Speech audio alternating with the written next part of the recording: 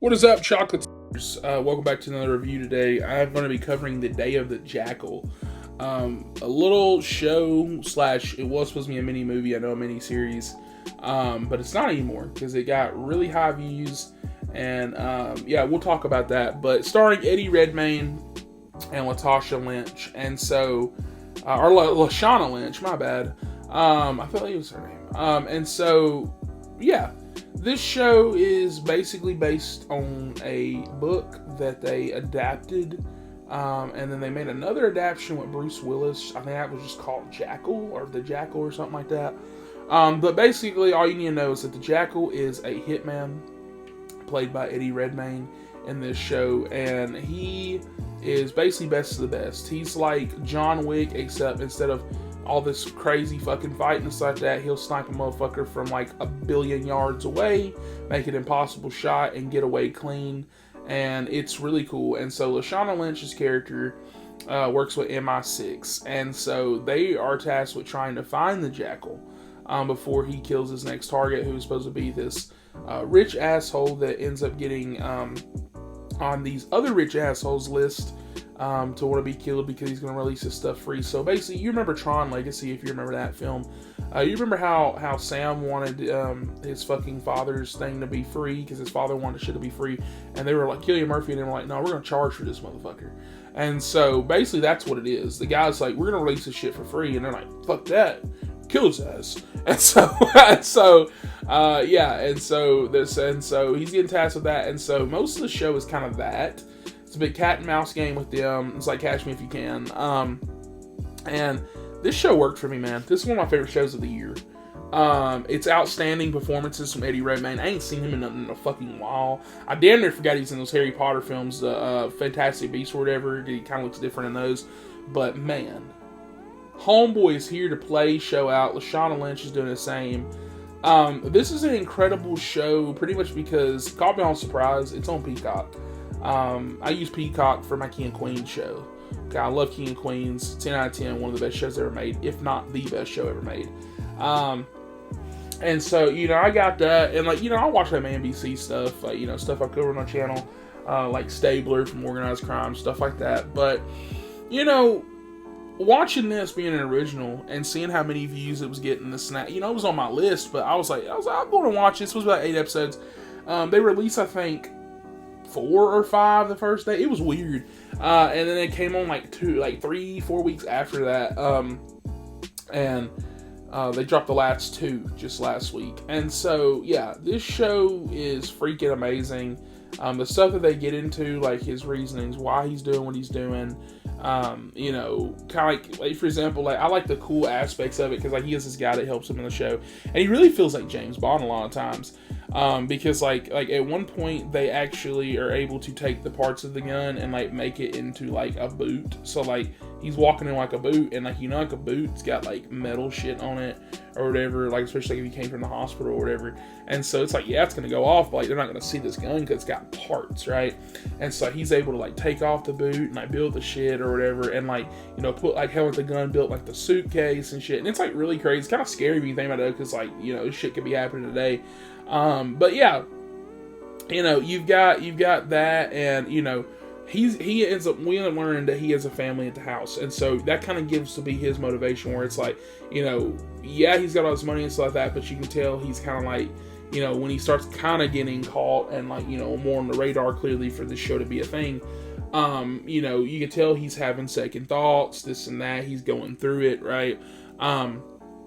Same deal with Lashana Lynch's character. She's that character that you see a lot of shows, nothing really special, where she just can't let it go. Even towards the end of the show, she's pretty much at home with her family chilling, and they're like one last ride, and it's one of those things where it's but I really liked it though because this show does a lot of setup beautifully.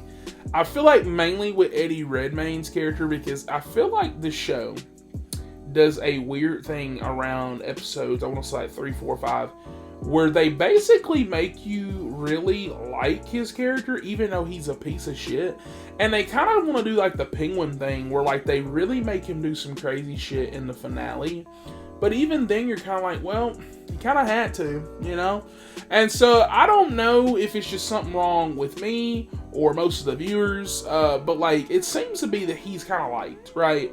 Because you know, for the most of the part, I would say like for the first couple episodes, you're like kind of on Lashana Lynch's side, and you're like, yeah, I want you to catch him. But then when you see all the shit she has to go through at home, like her family and stuff, you're like, will you just fucking let it go, bitch, please?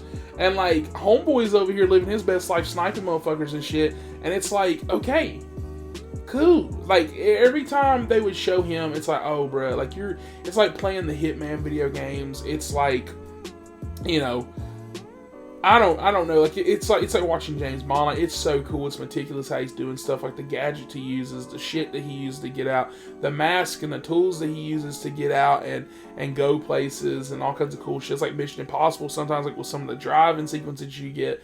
And then it cuts to Lashana Lynch, and I'm just like, I hate it. Her character's fine. It's just the whole time I'm just like, cut back to Eddie, cut back to the Jackal. Because I just do not, like, the whole time I'm just like, man, like, I hate that they made me feel this way. But I just, like, really only really like him. And it's kind of funny, too, because I wonder if this show was going to end differently. And it makes me think that it was, because I don't see the show ending like this if it was going to be a miniseries. So it makes me wonder if by the time they were filming the last episode, they're like, yeah, we're going to give it season 2, and they kind of just didn't reveal that until it premiered. Or if they somehow went back, because, you know, they dropped episodes weirdly, if they went back, because they had a few weeks, and they reshot something else. Because the way this show ends, it almost kind of ends in, like, a pivotal spot, or something else is going to happen, and then when it happens like that, they kind of like cut, and they kind of like, actually, this is what's going on. Set you up for season 2, and I'm like, yeah, fuck yeah! Like, dude, I'm so hyped. This show was so good. Every Thursday I was tuning in. Thanksgiving fucking day, I tuned the fuck in. I was so ready. I definitely recommend this show, mainly for people like if you like, you know, the Hitman games, if you like James Bond shit, if you like stuff like that. I don't think you'll hate the Lashana Lynch parts. I didn't hate them.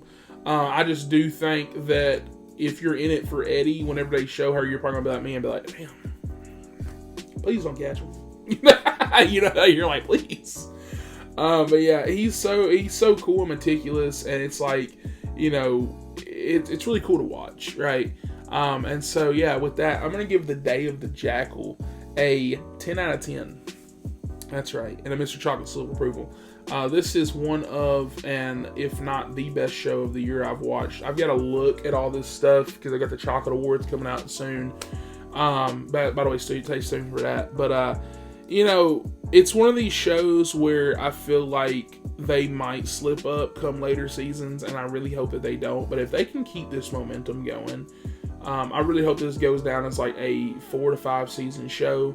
Perfectly meticulous, because they actually set it up perfectly for them to do some crazy shit the next season.